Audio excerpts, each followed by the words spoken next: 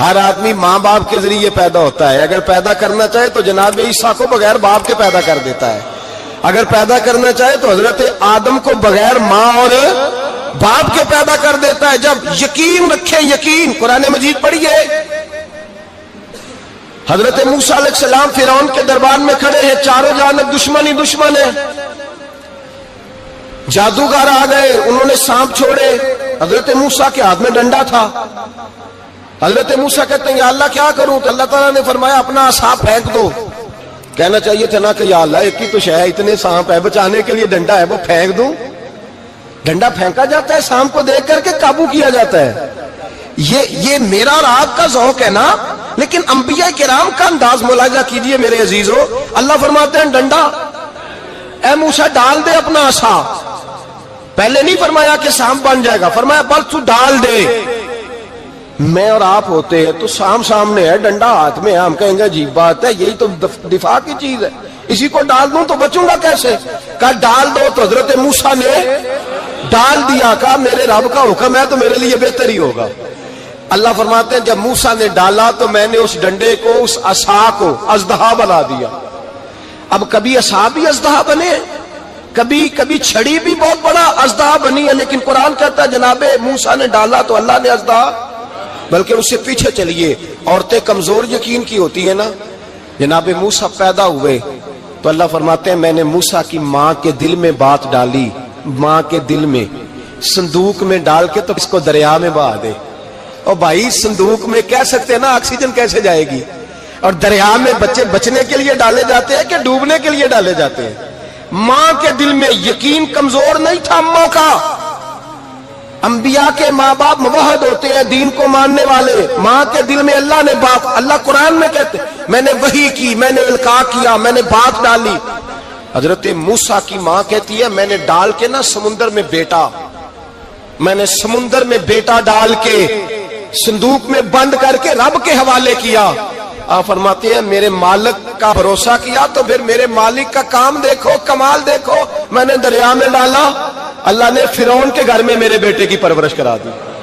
یہ یقین کہ حضرت موسیٰ کے پاس قوم آئی، قرآن پڑھیے، کہا جناب پانی چاہیے، وَإِذِ اسْتَسْقَىٰ مُوسَىٰ لِقَوْمِهِ، موسیٰ نے اپنی قوم کے لیے پانی مانگا، ہم نے کہا فَانْفَجَرَتْ مِنْهُ اثْنَتَا عَشَرَةَ عَيْنًا، اپنا ڈنڈا پتھر پہ مارو۔ عقل والا آدمی ہوتا تو اڑ جاتا، کہتا یا اللہ پتھروں سے بھی کبھی پانی نکلا ہے؟ اضرب بعصاک الحجر، مارو پتھر پہ ڈنڈا۔ اللہ کے نبی نے منٹ نہیں لگایا، ٹھا کر کے ڈنڈا لگایا۔ فَانْفَجَرَتْ مِنْهُ اثْنَتَا عَشَرَةَ عَيْنًا، اللہ فرماتے ہیں جناب موسیٰ نے ایک عصا مارا، میں نے 12 چشمے جاری کر دیے۔ تو لے تو اللہ کرتا ہے، اللہ کہتا ہے پڑھ نماز روزی دوں گا، کہتا ہے سوچتا ہوں۔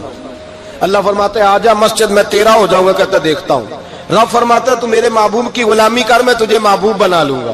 تو کہتا ہے تھوڑا بڑا ہو کے داڑھی رکھنی ہے، ابھی سیانا ہو کے میں ذرا سرٹیفکیٹ لے لوں اسرائیل سے کہ کتنے سالوں کے بعد آئیں گے، پھر شروع کروں گا۔ پروگرام بنا رہا ہے، ابھی تو ارادے میں ہے۔ اللہ کے پیغمبر کا ڈنڈا، اور اس سے زیادہ آگے بات ہو گئی، پیچھے فوج لگی ہوئی ہے فرعون کی، مجمع ہے، ہزاروں لاکھوں کا لشکر لے کے، تلواریں، نیزے، فرعون پیچھے، آگے دریا آ گیا۔ حضرت موسیٰ علیہ السلام کھڑے ہیں، اب کدھر جائیں؟ اللہ پاک نے فرمایا مارو ڈنڈا۔ کہاں؟ پانی پہ ڈنڈا مارو۔ اب حضرت موسیٰ علیہ السلام پانی پہ ڈنڈا مارے تو پانی ابلے گا، اس سے زیادہ کیا ہوگا؟ پہلے پتھر پہ ڈنڈا مروایا تو پانی نکلا، اب پانی پہ ڈنڈا مروایا، فَإِذْ فَرَقْنَا بِكُمُ الْبَحْرَ فَأَنْجَيْنَاكُمْ وَأَغْرَقْنَا آلَ فِرْعَوْنَ، اللہ فرماتے ہیں موسیٰ نے پانی پہ ڈنڈا مارا تو میں نے پانی میں رستے بنا دیے۔ ایک جگہ ڈنڈا مارا تو پانی نکل آیا، دوسری جگہ عصا مارا تو پانی خشک ہو گیا، 12 چشمے بن گئے، 12 رستے بن گئے دریا میں سے۔ حضرت موسیٰ علیہ السلام گزر گئے، اور اللہ فرماتے ہیں فرعون بھی آیا تو اسے میں نے غرق کر دیا، اور وہ کھڑا دیکھتا ہی رہ گیا کہ بنا کیا ہے۔ یہ تو بات ہے حضرت موسیٰ کی، میرے مصطفیٰ کے غلام۔ حضرت سعد بن ابی وقاص قادسیہ کی جنگ کے لیے نکلے، رستے میں دریائے نیل آ گیا۔ حضرت سیدنا سعد بن ابی وقاص اب کہاں سفر طے کر کے آئے، کہتے ہیں پتہ ہی نہیں تھا کہ دریا آ جائے گا، اب دور دور تک پل کوئی نہیں۔ صحابہ کہتے ہیں دشمن للکار رہا، حضرت سعد بن ابی وقاص دریا کنارے کھڑے ہوئے، ایمان، یقین، اور استقامت، ڈٹ گئے. کہنے لگے او دریا، اگر تو حضرت موسیٰ کی نافرمان قوم کو رستہ دے سکتا ہے، محمد عربی کے وفادار نوکر ہیں، ہم تو رسول اللہ کے ماننے والے ہیں. دشت تو دشت ہے، دریا بھی نہ چھوڑے ہم نے، بحر ظلمات میں دوڑا دیے گھوڑے ہم نے. فرمایا چھوڑ رستہ. صحابہ کہتے ہیں اس وقت ہم نے نعرے لگائے جب دریا نے رستہ ہی چھوڑ دیا. کہتے ہیں پھر اللہ رسول پر ہم ذکر کرنے لگے، درود پڑھنے لگے، دریا سے رستے بن گئے. فرماتے 10,000 کا لشکر گزر گیا. اس پار جب گیا نا تو حضرت سعد بن ابی وقاص نے پھر مجمع پہ نظر ڈالی. فرمایا کسی کی کچھ ہے تو نہیں رہ گئی پانی میں، کوئی دریا میں چیز تو نہیں رہ گئی. ایک صحابی کہنے لگے میرا مٹی کا پیالہ رہ گیا ہے. یار ذرا دیکھیے انداز دیکھیے، مٹی کا پیالہ. او یار چھوڑ پرا، مٹی کا پیالہ کیا ہوتا ہے؟ اب تو مٹی کے پیالے کی بات کرے گا، چھوڑ دے کیا کرتا ہے. اس نے کہا پیالہ میرا رہ گیا ہے. تو حضرت سعد بن ابی وقاص کہنے لگے کیوں ہمارا پیالہ رہ جائے، ہم رسول اللہ کے نوکر ہیں. ایمان، یقین اور استقامت کی دولت. پھر دریا کی طرف دیکھا، کہنے لگے چل یار ہمارا پیالہ بھی واپس کر دے. صحابہ کہتے ہیں دریا کی لہر آئی اور پیالہ بھی واپس کر گئی. اور میرے بھائی جب ایمان کی دولت، یقین کی دولت، اعتماد کی دولت، جو بابا کہتا ہے نا کہ معاذ اللہ تعالیٰ الو کا خون لے آؤ اور شیر کی کھلڑی لے آؤ، میں کالا پیلا نیلا جادو کروں گا، اس پر لوگ دوڑ کے جاتے ہیں، 50-60 ہزار روپیہ بھی دے آتے ہیں دوڑ کے.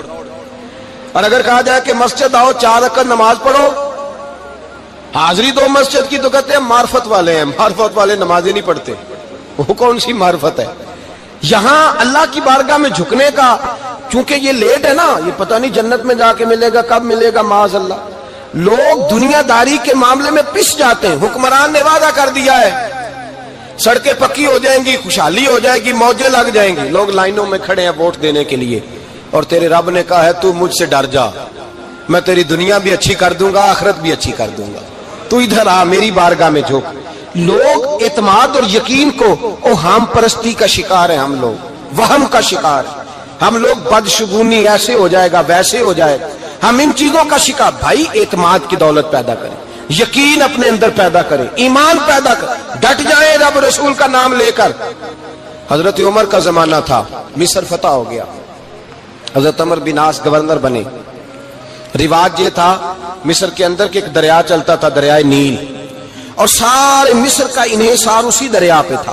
فصلوں کو پانی بھی لگتا اسی سے، جانور بھی اسی سے پانی پیتے، کھیتیاں بھی اسی سے سیراب ہوتی. سال کے بعد وہ دریا خشک ہو جاتا تھا، سال کے بعد وہ دریا خشک ہوتا، اور جب خشک ہوتا نا تو ایک کواری لڑکی قتل کر کے دریا میں ڈالتے، پھر وہ دریا چلتا.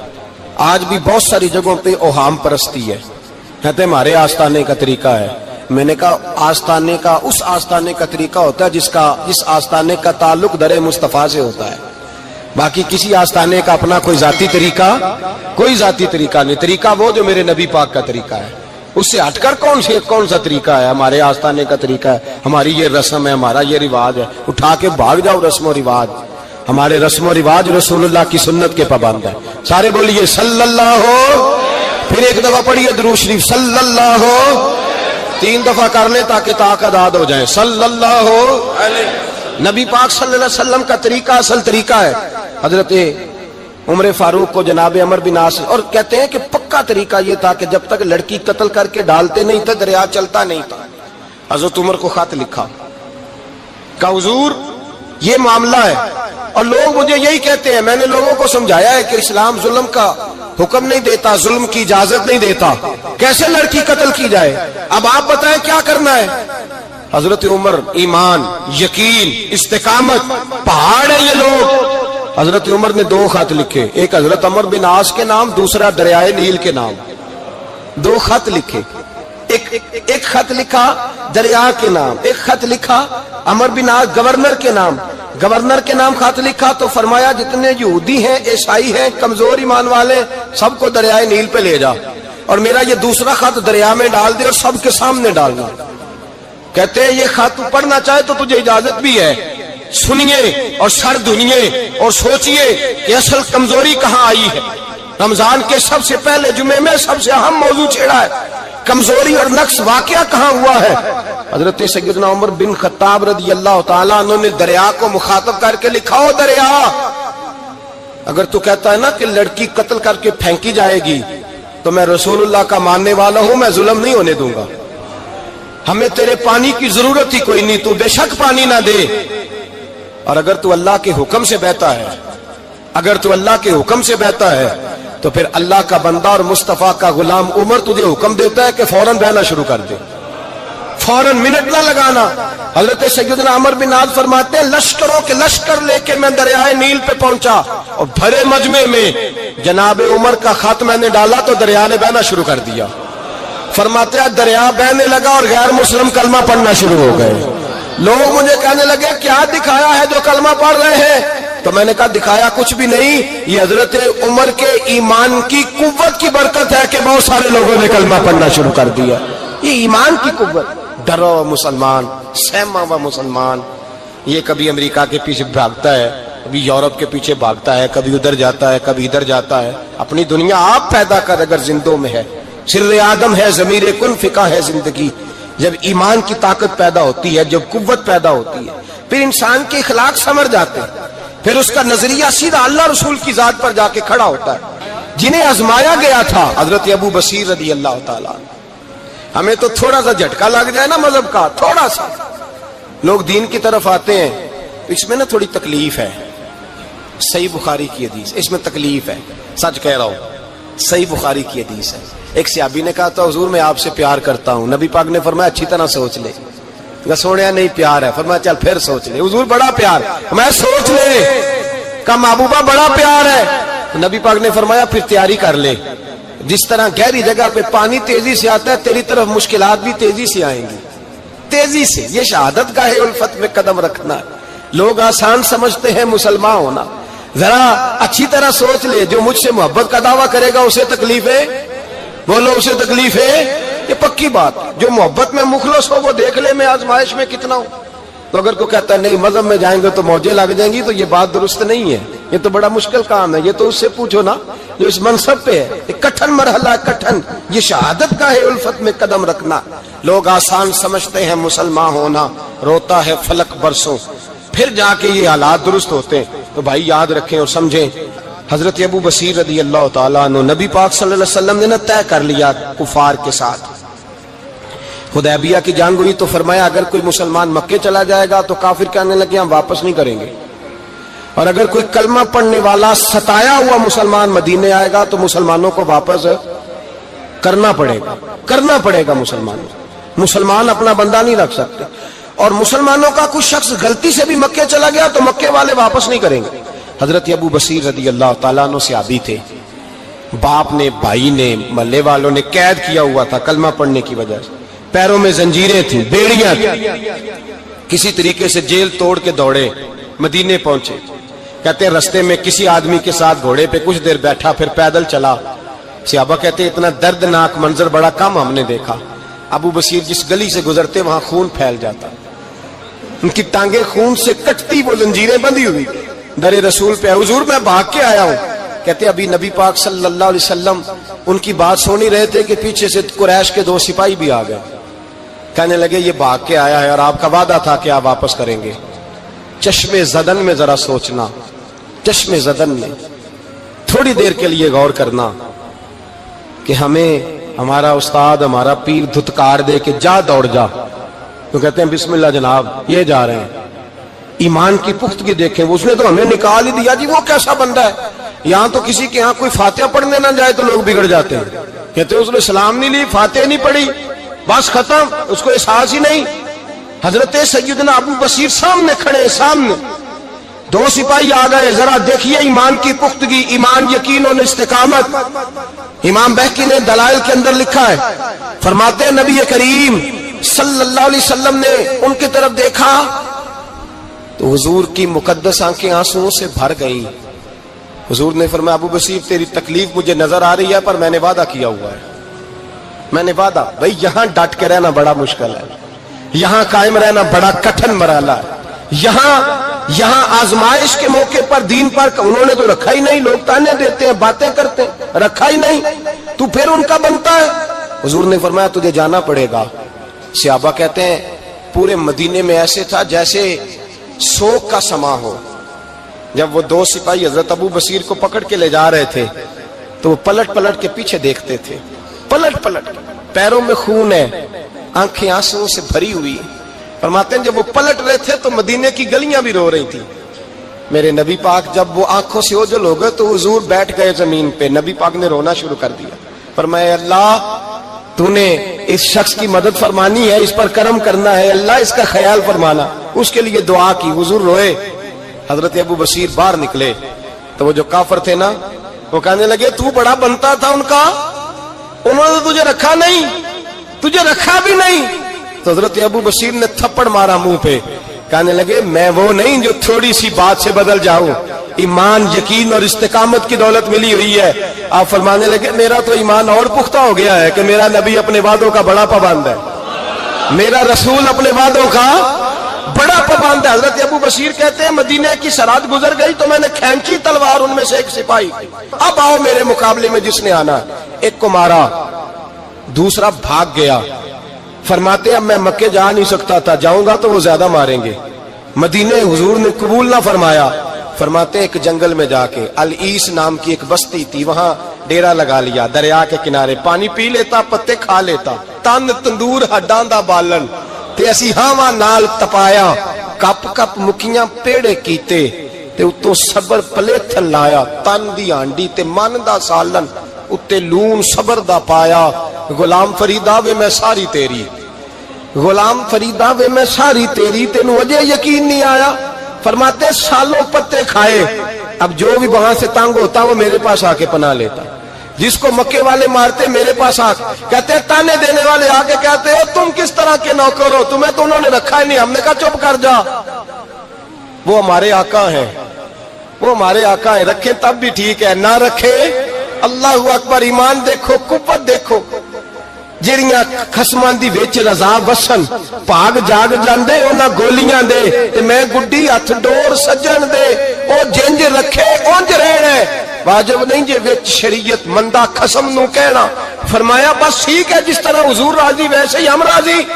حضرت ابو بصیر رضی اللہ تعالیٰ عنہ کے پاس 300 صحابہ اکٹھے ہو گئے، 300۔